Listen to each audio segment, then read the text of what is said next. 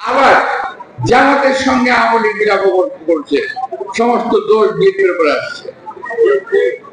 আর বিএনপির ছেলেরা তারা কিছুই বোঝে না, তা আমি বলবো না, বুঝে তারা এই লোক সামাল দিতে পারে নাই হয়তো।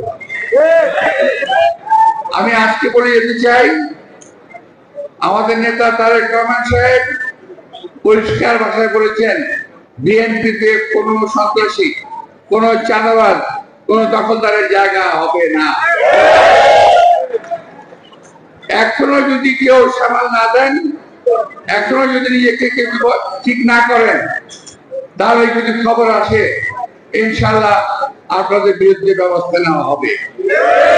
তার মনে রাখতে হবে, বিএনপি স্বাধীনতার ঘোষক শহীদ রাষ্ট্রপতি জিয়া রহমানের দল। মনে রাখতে হবে, বিএনপি দেশনেত্রী বেগম খালেদা জিয়ার দল। মনে রাখতে হবে, এই দেশের এখন বিএনপি নেতৃত্ব দিচ্ছে আমাদের নেতা তারেক রহমান।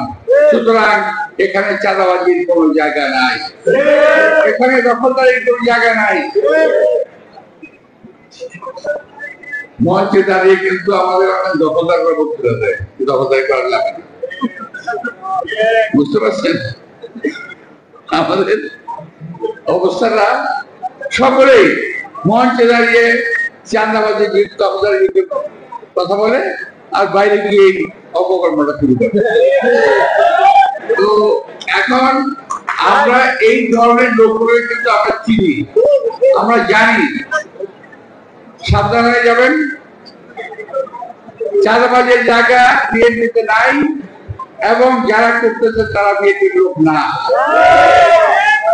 তারা বিএনপির লোক না, তারা যুক্ত হয়েছে বিএনপির নাম দেয়। তো ভাইরা, কালকে ডাকসু ইলেকশন থেকে আমাদের শিক্ষা নেওয়া উচিত যে কিভাবে কালকে ডাকসু ইলেকশন কিন্তু দুটা কাজ হয়েছে। ইলেকশন ইঞ্জিনিয়ারিং 2008 সালের মতো, আবার ছাত্রলীগের ভোট। দেখেন এরা কত বড়, এরা কত বড় দল, একটু দেখেন এরা, এদের কারণে 2008 সালের নির্বাচন হয়েছিল। দেশনেত্রী বেগম খালেদা জিয়া নির্বাচন করতে চায় নাই, জোর করে মুজাহিদ সাহেব কাগজে নির্বাচন নিয়ে গেলেন, এবং তার ফল কি হলো? জামাত ইসলামের 4 থেকে 5 জন লোকের ফাঁসি হয়ে গেল, আর আমাদের কাছ থেকে চলে গেল সালাউদ্দিন কাদের চৌধুরী। প্রিয় ভাইরা, বহুদিন জেল খেটেছি। জেল খেলার এক পর্যায়ে আমার সঙ্গে নিজামী, মুজাহিদ সাহেব, ডাক্তার আবু তাহের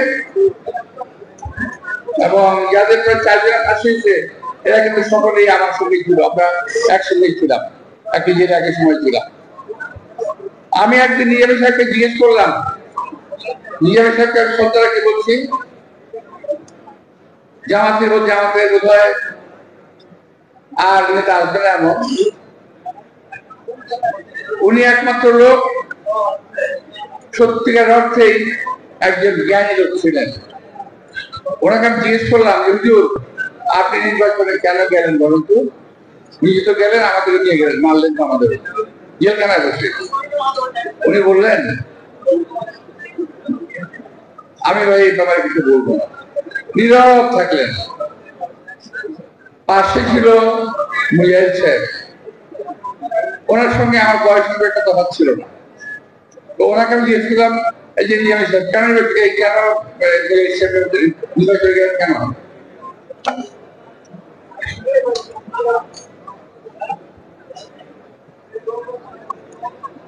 উনি বললেন, আপনি বুঝবেন না কেন দিচ্ছি।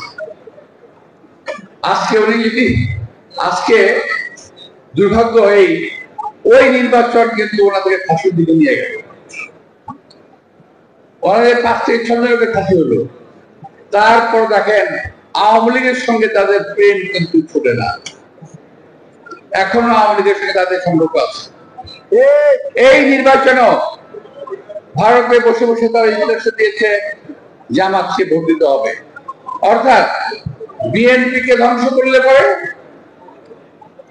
আর কোন সমস্যা থাকে না জামাত ইসলামের। আওয়ামী লীগ বাইরে থেকে বসে জামাতকে বলবে এই যে মৌলবাদীরা দেশে আছে, সুতরাং এই দেশটাকে দখল করতে হবে, এরকম চিন্তা ভাবনা আওয়ামী লীগের ভিতরে আছে।